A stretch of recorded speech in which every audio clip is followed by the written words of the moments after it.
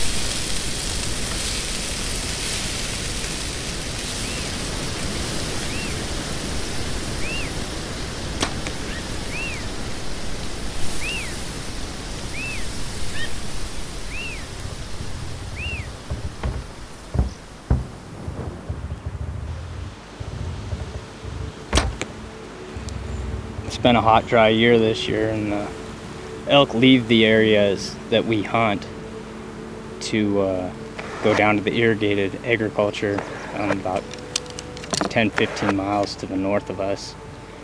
And they know where the good green groceries are at, and then every year they come back to breed in this one area, and that's where we're going to put the blind. We'll get the blind set up early this year. The elk haven't showed up yet. They'll be in there in a couple weeks.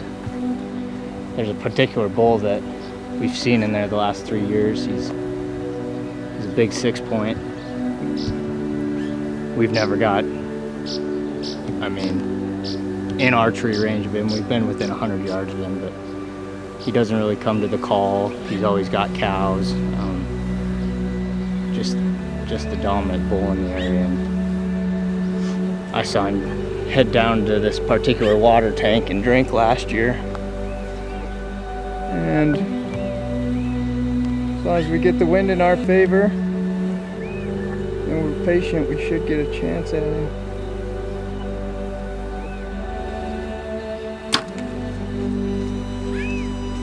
We could really only hunt the blind with a north wind. And if we move the blind over to the other side of the stock tank, we would be able to hunt it with pretty much every wind except a south wind. And last year that wasn't the case, so hopefully we'll be able to capitalize on more nights in the blind and get an opportunity at this bull. So tonight we're gonna go into the other side of the ranch. There should be some elk dinking around in that area. There usually is this time of year, so there's some hay fields on the neighbor's ranch, and a burn went through there a couple years ago, and the grass is usually better over there, so we can get fairly close to that area on our place, so we'll go check that out tonight. Pretty good little rainstorm coming through. We're just gonna wait it out. It's only supposed to last an hour, then we'll go put the blind up.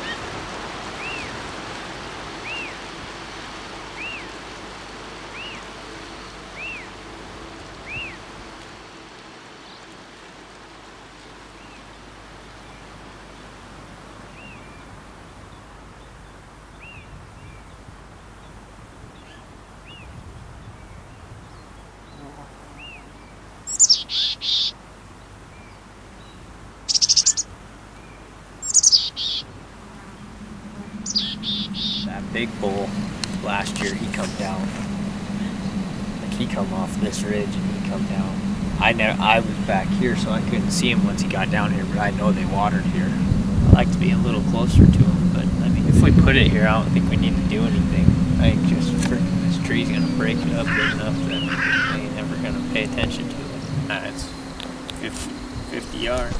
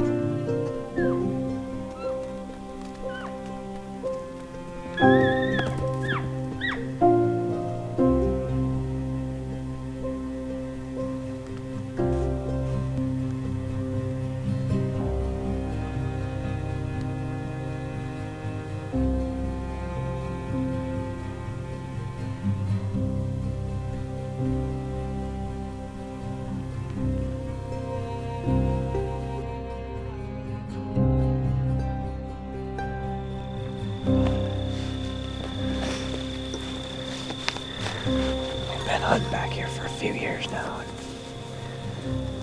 The elk aren't always back here the whole bow season, but once the rut gets going, they show up. We call this their playground.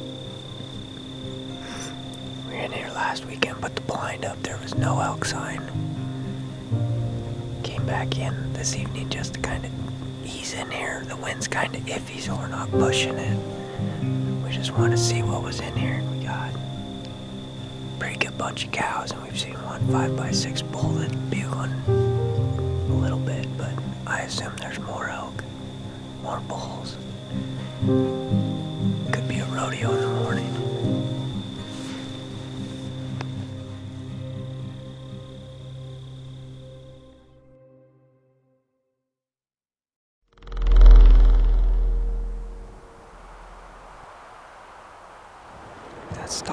was plumb full 8 days ago, and it's like down like a quarter from the elk just being in here. There's 2 tanks that were plumb full, and they're both down like a quarter. They're 3/4 full.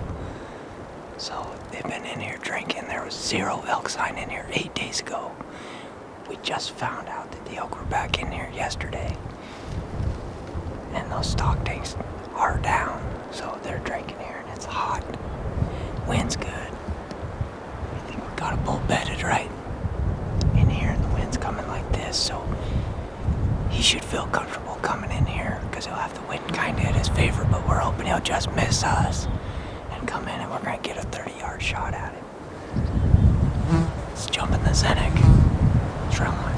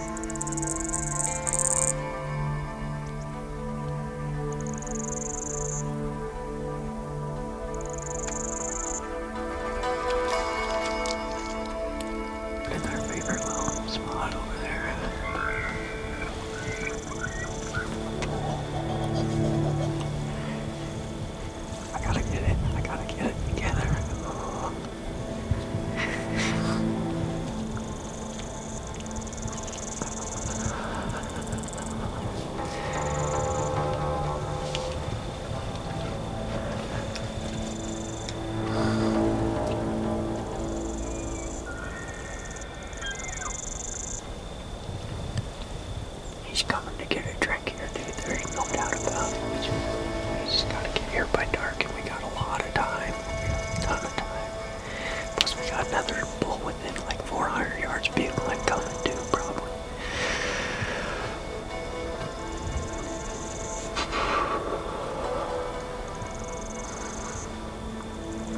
Wind's perfect. Wind is absolutely perfect.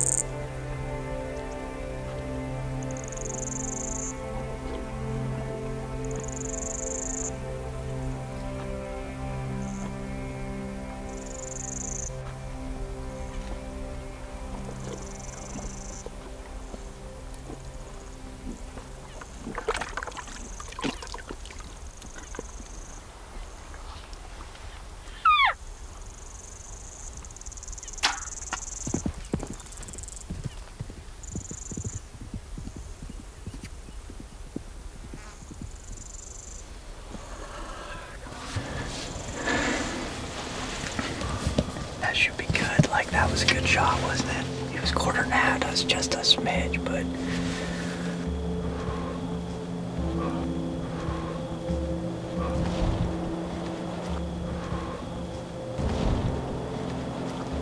Dude, that thing is a freaking tank. Like, how big is that bull? He's probably like a 350 at least. No, he's bigger. He's way bigger than that, dude. That bull's like 370. Like, that bull's huge. That bull's huge. I try not to look at him, to be honest with you. That bull is huge. 35 yards. I should have taken my time just a smidge more, but oh man. I'm glad he didn't come in earlier because I got my bull fever out of the way. Like, I was way calmer right there than I was when he first popped out over there. He got down the spring earlier. Did you see all that mud on his legs? Man, if we get him, if we recover him, like, good penetration as long as that freaking striker did what it was supposed to do in there. It was not too far back. Like, that's a big animal, dude, and they got huge lungs. Like, as long as I didn't plunk him in the shoulder like that. Dude, like my very first bull, I was like, oh, that's too far back, and then he just freaking tipped over right in front of my face, and that's about right where I hit him.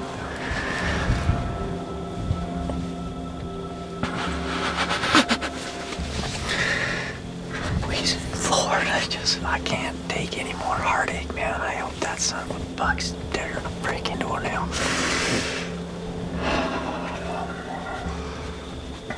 First night with blind, dude, what I'm breaking him to. Oh my god.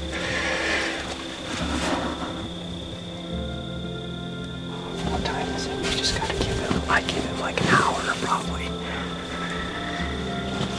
6:18, dude.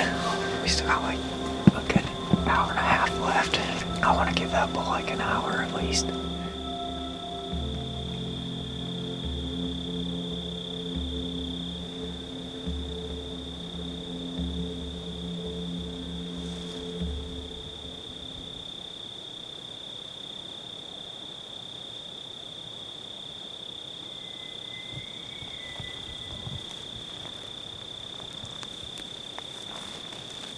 He got his track. Not much blood. A little bit here.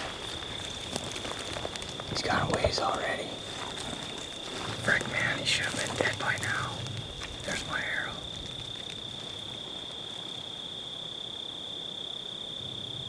Good arterial blood. We should frickin' back out, dude. Give him some more time. It's like open timber. We can see for a couple hundred more yards. If he was down, we should be able to see him, and we can't. We just gotta get out, man. Come back in the morning. Man, he ducked. Dang it, dude, he ducked. Look, he's right here. And when my arrow hits him, right there. So if I back it up, he dunked a mile, dude. Top of his back. Top of his back. Look at that. I mean, we had decent blood on the arrow, and he wasn't hitting the shoulder. I mean, as long as it hit some lungs, I mean, we should be able to find him, but that would explain why he's not bleeding much. He's just hit high.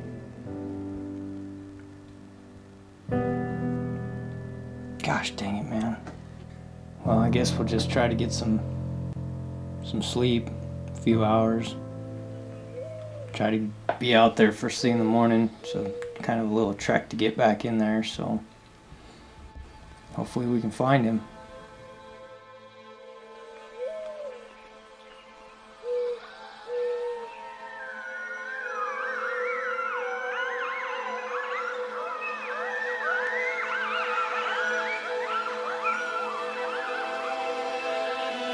Back in the same area, and we see a lot of crows, magpies flying around, and a lot of coyotes howling right over in this one area, so we're gonna go check it out. I think it might be him.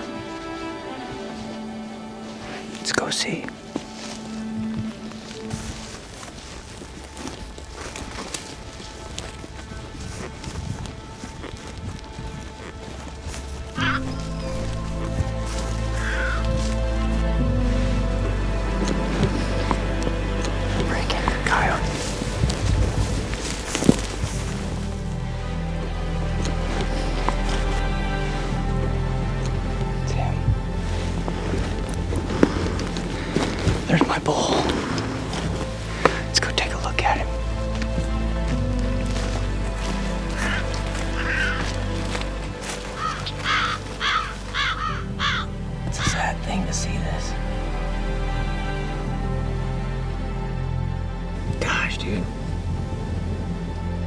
So close. Circle life, buddy. Gosh, he's a stud. It's a good thing to have some closure, though.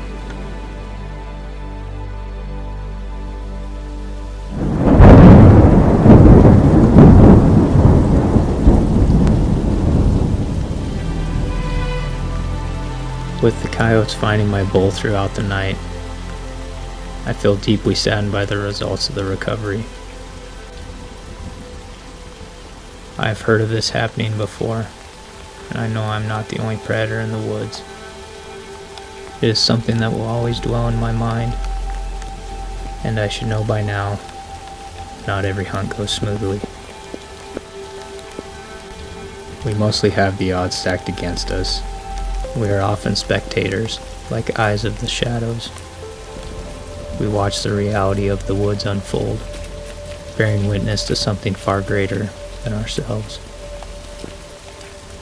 I am overwhelmed with my thoughts and emotion as this story comes to an end, feeling truly humbled by the heartbreaking reality that comes with the hunt.